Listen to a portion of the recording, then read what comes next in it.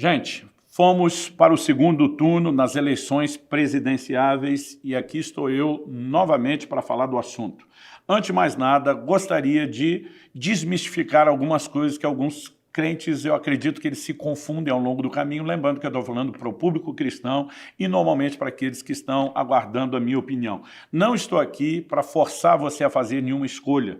Nós vivemos numa democracia, você tem direito de fazer a sua escolha, você faz o seu voto. Agora, o seu direito de escolha não muda o meu direito e o direito de outros de persuasão, através da argumentação. E é só a gente olhar a coerência bíblica. Deus nos deu o livre-arbítrio, o direito de escolha, mas ele tenta nos influenciar positivamente. Né? Em Deuteronômio, no capítulo 30, a partir do verso 15, Deus diz, eu ponho diante de vocês a vida e a morte, a bênção e a maldição. Mas ele diz, escolhe vida. O que ele está dizendo? Eu te dou o direito de escolha, mas eu não posso me omitir deixando de apontar para você qual é o melhor caminho. Então, obviamente, eu quero, como líder cristão, né, com a minha consciência diante de Deus, saber que eu tenho feito o possível para orientar as pessoas de acordo com aquele quadro que eu consigo enxergar. Então vamos lá, primeira coisa, alguns irmãos ficam espiritualizando, a gente não tem que falar de política, só tem que orar. Eu digo não, a gente tem que fazer tanto um quanto o outro. Enquanto cidadãos do céu, nós temos que orar. Orar pelos que já foram eleitos, né, estão numa posição de governo, orar por aqueles que serão, precisamos orar para que Deus cumpra o seu propósito e a sua vontade, e que temos que orar é indiscutível. Agora, nós não somos apenas cidadãos do reino dos céus, nós somos cidadãos da terra. Enquanto cidadãos da terra, nós precisamos exercer a nossa cidadania aqui, e nós não precisamos achar que o ser cidadão do reino de Deus nos leva a anular a nossa cidadania terrena. Por exemplo, quando Paulo foi preso em Filipos, de maneira injusta, sem respeitar os direitos dele de cidadão romano, ele passa por um julgamento sumário que também foi injusto. No dia seguinte, as pessoas simplesmente mandaram o recado, pode sair da prisão, pode ir embora. Paulo diz o quê? Vocês me desrespeitaram meu direito de cidadão romano, me prenderam sem julgamento e agora acham que vão só dizer para mim, vaza, vai embora? E diz, não, vão vir aqui se retratar. Aí a pergunta é, nós vamos olhar para esse gigante da fé chamado Paulo e dizer que Paulo estava de mimimi, que Paulo, na verdade, queria ficar criando o caso. Muita gente só teria dito, eu vou embora da cadeia, eu vou vazar daqui, eu vou resolver o meu problema. E disse, não, eu tenho direitos que foram desrespeitados, eu quero que eles sejam reparados. Naquela hora não se tratava nem só de uma questão de indenização moral, algo do gênero. Ele está dizendo, eu quero ser tratado de acordo com os meus direitos de cidadão. E quando nós pensamos nessa perspectiva, é lógico que à noite Paulo estava orando, estava adorando a Deus, viu intervenção, mas o que ele fez enquanto cidadão do reino não muda o posicionamento dele enquanto cidadão da terra. Dá para entender a diferença? Então, algo que nós precisamos entender, embora oramos, é procurar gerar consciências nas pessoas. Outro dia alguém falou, eu não consigo imaginar os apóstolos falando sobre voto. Claro que não tinha voto naquela época. Né? O regime de governo era completamente diferente. Agora, hoje, quando a população tem o direito de escolher, a minha pergunta é por que escolhemos errado? Agora, escolher certo ou errado não diz respeito a uma pessoa, se a gente gosta do estilo dela, se a gente não gosta. Nós precisamos entender qual ideologia que ela carrega. E nós estamos hoje diante de dois candidatos. Já falei isso no primeiro turno, quando tínhamos outras opções, agora não temos mais. Estamos diante de dois candidatos. Nós temos uma candidatura de esquerda, que já esteve no poder, que saqueou a nossa nação como nunca antes. Nós tivemos, né, a maior roubalheira da história do Brasil praticada, né, por esse grupo. Então, por mais que tenham, e já falei isso no vídeo anterior, descondenado Lula por supostas irregularidades técnicas, ele não foi inocentado, o que dizer do PT e do resto da quadrilha, de toda aquela turma que foi presa? Agora, de uma hora para outra, nós vamos olhar e dizer esses caras são corretos, esses caras são justos? Eu não estou aqui para botar a mão no fogo, né, pelo caráter de Bolsonaro ou seus filhos, que mal conheço, mas a verdade é que a gente fica colocando num patamar muito elevado suposições, acusações que nunca foram comprovadas, que muitas são claramente distorcidas, como a reportagem da Folha de São Paulo, falando de milhões de imóveis adquiridos em dinheiro por um suposto clã, e quando você olha, estão juntando todo mundo, todas as possíveis extensões de desdobramento da família, e quando você vai acessar os documentos da própria reportagem, não tem nada que foi comprado em dinheiro vivo, o que está lá é moeda corrente. Agora, a gente simplesmente pega isso, põe num patamar e joga tudo o que foi comprovado simplesmente no lixo. Então, a minha preocupação é porque as pessoas estão olhando para Bolsonaro dizendo eu não gosto dele. Eu digo para alguns, e você acha que eu sou empolgadíssimo com o estilo, a maneira dele de falar e de lidar? Não, mas já falei isso antes e repito, o homem fala bobagem, fala, mas Dilma fazia o quê? E de repente nós queremos esse mesmo povo de volta só porque nós não gostamos do jeito dele de falar? Gente, eu não acho que nós temos que votar em Bolsonaro, que é candidato dos evangélicos, né? Eu já tive o privilégio de falar isso pessoalmente para ele. Eu disse para ele, nós nunca quisemos, e eu falo por uma boa representatividade evangélica, nós nunca quisemos alguém no STF que fosse terrivelmente evangélico. Nós queríamos gente terrivelmente de direita, que defenda valores no meio de um grupo que a grande maioria foi colocada lá com uma outra visão. Então, não estamos tentando uma candidatura que nos privilegie. Numa democracia, todos têm direitos iguais, inclusive as outras religiões e os seus direitos de crença. Mas quando nós falamos de defender determinadas pautas, são justamente para manter os direitos iguais e não a balança desequilibrada. Você não vai ver nenhum lobby no meio dos candidatos evangélicos tentando impedir, por exemplo, o direito de pessoas do mesmo sexo terem alguma união estável. Nós nunca tentamos legislar contra eles. Agora, o que nós não aceitamos é quando eles tentam destruir tudo o que nós construímos para ter o direito deles. Então, é nesse ponto que nós falamos, ei, nós não vamos viver a ditadura das minorias. Não significa que queremos tirar o direito deles, significa que estamos dizendo que o direito deles não tira o nosso. Agora, porque alguém não quer ter pai e mãe, nós que celebramos a família tradicional, não podemos mais ter Dia dos Pais nem Dia das Mães, porque eles querem linguagem neutra, nós não podemos ter as definições que temos. Então, se eles querem um banheiro comum, cria um terceiro. Não temos nenhum problema que uma pessoa que quer viver de acordo com aquilo que pensa, que o faça, mas desde que isso não nos desconstrua. Então, essa é uma hora da gente ser sensato. O que é que a esquerda defende, gente? Um apoio ao aborto. Agora, nós cristãos vamos dizer, não, porque não gosto de Bolsonaro, vou votar em Lula, que está contra a vida. Eu não estou aqui dizendo que candidato é o cara, que Bolsonaro é o candidato da família, que veio restaurar a família. Particularmente, olho para um cara que já teve vários casamentos e que não representa o nosso ideal de família. Agora, ele não está tentando destruí-la. Ele, de alguma forma, está tentando preservar um pouco do que nós temos. E é nessa hora que nós temos que fazer a distinção. Quando nós pensamos na economia, mesmo em tempo de pandemia, não dá para negar os resultados, gente. O desemprego diminuindo, o PIB aumentando, uma proposta, a máquina com dinheiro, para nós devolver agora essa máquina chamada Estado, que foi pega quebrada, devolver com dinheiro na mão daquela turma que vai saquear de novo, porque não gosto de fulano.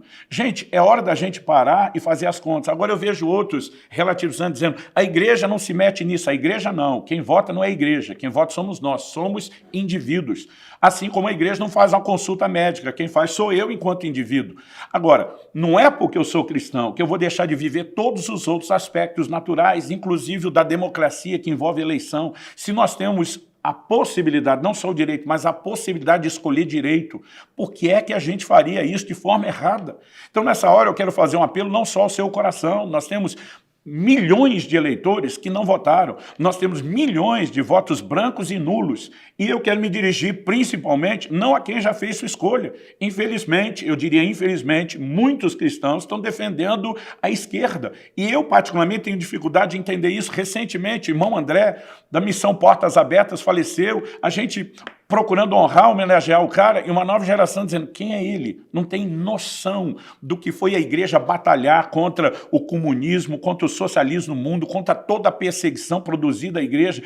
E agora, a nova geração simplesmente diz, nós queremos isso, aquilo que nos custou tão caro como igreja, que custou tanta perseguição ao evangelho. Aí eu vejo gente relativizando, não, uma nação predominantemente cristã não vira comunista da noite para o dia, isso é um processo de décadas, realmente é um processo de décadas. Agora, quantas décadas já passaram com eles tentando reprogramar a gente? E nós simplesmente vamos oferecer às próximas dizendo, continue o processo de vocês, e a gente fica aqui sentado, quieto, de forma passiva, aceitando isso? Gente, não dá. Não dá. Não dá para ter uma consciência cristã e apoiar aborto. Não dá para ter uma consciência cristã e simplesmente apoiar esses valores e essas bandeiras que estão sendo levantadas. Agora, isso significa que a gente vai concordar com tudo que Bolsonaro diz? Não. Eu, particularmente, não Sou alguém que vai aderir ao uso de arma. Não quero ter arma em casa.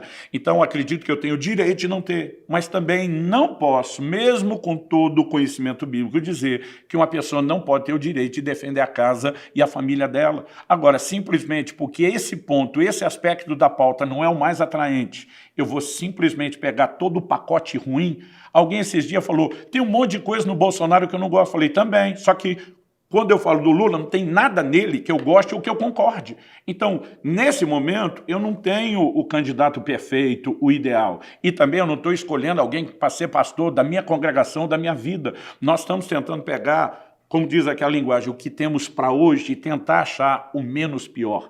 Essa linguagem dentro da democracia do menos pior não é de hoje, já remonta à época da Grécia, da Roma Antiga. Quando temos opções limitadas, a gente tem que fazer a melhor escolha dentro das possibilidades. E, gente, não dá para simplesmente engolir uma conversa de descriminalização das drogas. Agora, de repente, nós estamos simplesmente tentando relativizar valores que pregamos e proclamamos há tanto tempo em nome de uma suposta conduta emocional, de dó de alguém que pode estar sendo julgado pelo sistema, enquanto estamos favorecendo o tráfico e toda a desgraça que as drogas têm produzido, e nós vamos simplesmente dizer, não, nós queremos isso, porque não gostamos do jeito que o Bolsonaro fala.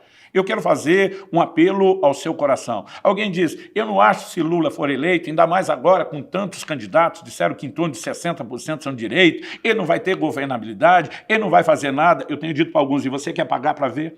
A questão não é nem o quanto ele vai fazer em termos das leis da nação. Ele coloca as próximas 2 indicações do STF do jeito que quiser, se entrar lá dentro. Ele vai distribuir e negociar os cargos e as influências de novo, né, como já fizeram antes em vários. Não estamos falando de um mandato, em vários mandatos. Estamos falando de pelo menos 3 mandatos e meio. Isso foi comprovado. E nós vamos simplesmente entregar a nação de mão beijada, de novo na mão dessa turma.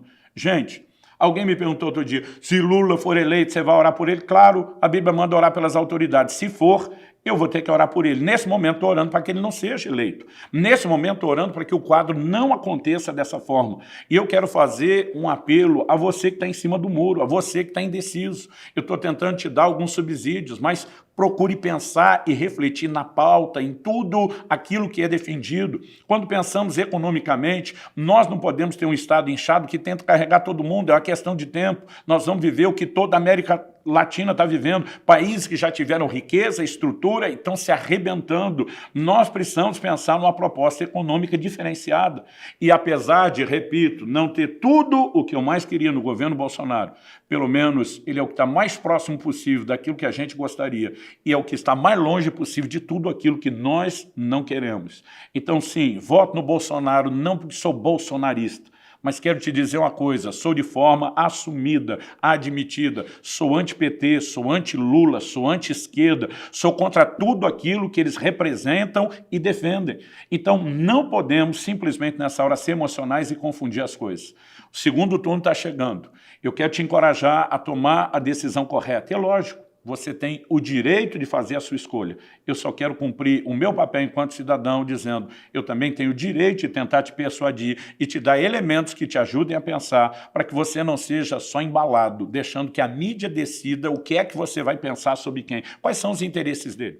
Por que que essa mídia, que é tão forte, não só no Brasil, mas no mundo, é tão controlada pela esquerda? Nós precisamos parar e pensar em tudo isso. É hora de fazer uma escolha, é hora de simplesmente nos posicionarmos para que não chegue o momento de depois a gente amargar com arrependimento, como Venezuela, como Nicarágua, como Argentina, como Colômbia, como muita gente já está fazendo. Então, pense e ore a respeito disso. No último vídeo, falei a respeito de como tenho orado e jejuado pela nação, no sentido de dizer um compromisso de lutar, não só enquanto cidadão terreno, mas enquanto cidadão do reino de Deus, no sentido de dizer que não estamos brincando com as coisas. Não estou aqui para te dizer que Deus mandou você votar em alguém, como alguns distorcem deliberadamente o que a gente fala. Eu acho incrível que alguns desses se orgulham de ser estudiosos, de ter um perfil de bons interpretadores, não conseguem prestar atenção no que a gente diz, porque são emocionais naquilo que houve. Não estou te dizendo que Deus mandou fazer. Estou te dizendo que eu, enquanto cidadão, quero te influenciar por conta dessa perspectiva, por conta daquilo que enxergo. Não quero deixar o vídeo longo, mas quero te encorajar. desça do muro, espero que desça para o lado certo, influencie o maior número possível de pessoas. Nós estamos no meio de uma guerra, vamos continuar orando, vamos continuar jejuando, mas o que fazemos enquanto cidadãos do reino de Deus não muda o que devemos fazer enquanto cidadãos da terra. E o que fazemos enquanto cidadãos da terra também não muda o que devemos fazer enquanto cidadãos do reino. Procure abrir a sua mente, a sua consciência, vá olhar os planos de governo, vá examinar o que é que está por trás das declarações que ficam sendo mascaradas. Porque uma hora Lula bate na família tradicional, fala do direito das mulheres de abortar, depois diz, não, não é isso. Aí ele começa a dizer, não, eu sou cristão. Então, vai olhar as propostas, tenta avaliar isso de forma fria, não emocional, racional. E, pelo amor de Deus, olhe para que Deus te dirige. Eu não sei porque alguns ficam tão aborrecidos quando a gente pede para orar, para Deus dirigir. Você não acredita em Deus? Você não acredita em oração? Ou você tem medo de Deus te dirigir na direção que você não queria? Então, pelo menos ore, diga, Deus, abra minha mente, me ilumine, me dê sabedoria, e não espere os últimos minutos quando você estiver indo para a urna para fazer isso. Comece a considerar isso com calma, comece a ponderar isso com tempo e faça a melhor escolha. Nesse momento, não há cenário onde eu consiga enxergar Lula como a melhor escolha. Que Deus nos ajude, que Ele guie a nossa nação. Não creio que se a esquerda volta ao poder, que a igreja vai ser parada. A igreja não foi parada em 2000 anos e não será. A pergunta é, nós queremos os nossos filhos e os nossos netos vivendo essa enxurrada de ideologias de uma maneira cada vez mais intensa do que está, nos cerceando em todos os nossos direitos e crenças, simplesmente porque a igreja não vai acabar. Não é porque a igreja não vai acabar que a gente precisa aceitar o resto nesse pacote. Então, sim, vamos crer para o melhor de Deus, vamos fazer o melhor possível nessas eleições e, nesse momento, como o menos pior, como o que temos para hoje, não falando como um bolsonarista, não tenho esse rótulo e não pretendo ter. Eu quero dizer, meu voto segue em Bolsonaro 22 e vou tentar influenciar o maior número possível de pessoas. Obrigado pelo seu tempo, obrigado pela sua atenção. Se o que eu falo faz sentido, eu espero que te ajude. Se não, respeite pelo menos o meu direito. O meu direito de expressar minha opinião como você tem a sua. Não ataque minha pessoa, nem o meu caráter, porque você não conhece, embora não me importo muito se você fizer isso, mas eu quero lembrar que esse jogo não é nem um pouco bíblico e não é saudável para você. Que Deus abençoe sua vida, em nome de Jesus.